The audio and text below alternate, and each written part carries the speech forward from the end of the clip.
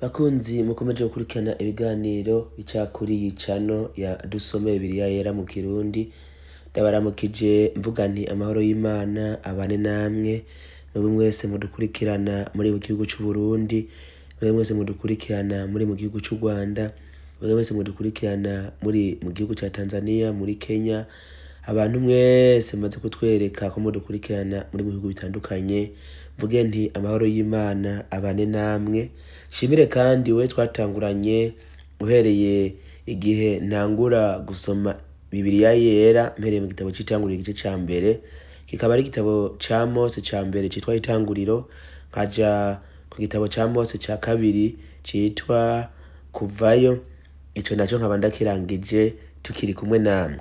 Muraba agaciro gakomeye cyane, Imana ibaha umugisha. Reka shimire kandi wewe wamaze gukora subscribe kuri iyi channel, shimire kandi wewe ubona ubutumwa ntubwirengagize ukabunwikira abandi, shimire kandi wewe ufata umwanya wawe ukandika muri comment ushima Imana yo iba yadushoboje, kuko kubwanje sinoshobora. Ibigwanya umwana w'umuntu ni byinshi, bimuhiga ni byinshi, ibimuca intege ni byinshi, ariko Imana yo mwijuru niyo idutabara ikabidukiza byose, ikatwemerera gufata uyu mwanya kugira ngo turecording iyi audio tuyishikirize abadukurikira aho bari hose ku mpande zitandukanye z'isi. Mvuge ngo Imana y'amahoro ibahe umugisha. Nkuko mwabibonye rero, iyi channel icako ubutumwa bwiza, icako ama audio yuko Bibiliya Yera mu Kirundi isomwa, icako ubuhamya nk'umuntu afise igishinga ntahe, ubuhamya yifuza kugeza ku badukurikiye, arandondera ku nimero zanje za telefone, bityo rero nkamubwira uburyo ubwo buhamya bushobora gushikira abadukurikiye. Rero ngira ndabahe ikaze mu gitabo ca Mose ca gatatu citwa ivy'Abalewi, nkaba ngiye gutangura gusoma mpereye ku Balewi igice ca mbere. Imana y'amahoro ibaha umugisha kandi mukomeze kugira ibihe vyiza. Igitabo ca gatatu citwa ivy'Abalewi. Abalewi igice ca mbere. Ivy'ibimazi vyonswa. Uhoraho ari mu ihema ry'ibonaniro ahamagara Mose aramubarira ati, barira Abisirayeli uti, niharamuka hagize umuntu umuha ikimazi, muze mukure ivyo bimazi mu byo mutunze, ari mu masho canke mu mikuku.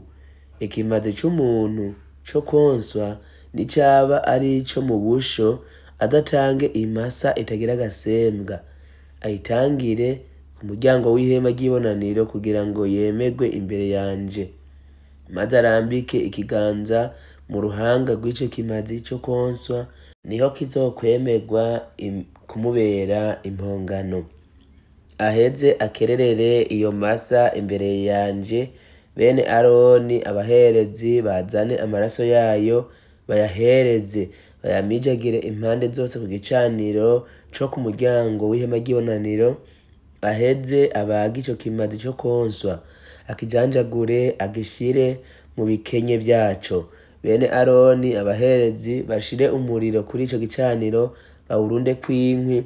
Bene Aroni abaherezi bagereke ivyo bikenye n'umutwe n'ibinure ku nkwi ziri ku muriro kuri ico gicaniro.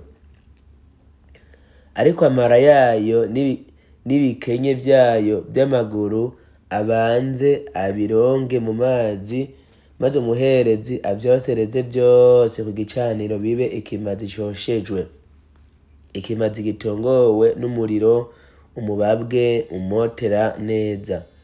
Kandi ikimazi ciwe co konswa nicaba ari ico mu mukuku, ari intama canke impene, adatanga isuguru itagira agasembwa, azagikererera iruhande y'igicaniro ahahera iburaruko imbere yanje.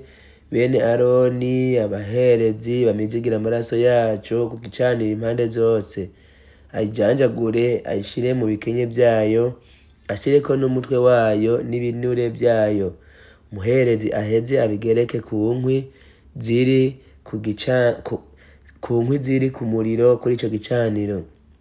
Ariko amara n'ibikenye vy'amaguru abanza bironge mu mazi, maze umuherezi abihereze byose, abyosereze kuri ico gicaniro, kizoba ari kimazi coshejwe ikimazi gitongowe n'umuriro umubabwe umotera neza.